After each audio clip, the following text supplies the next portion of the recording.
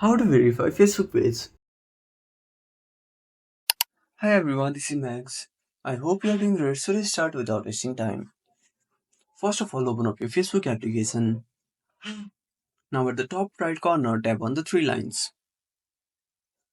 Now scroll down a bit and tap on Help and Support.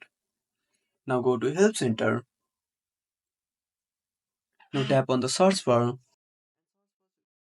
and search for request a verified badge. Now tap on OK.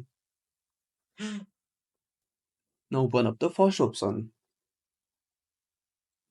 Now scroll down a bit and tap on Fill in this form.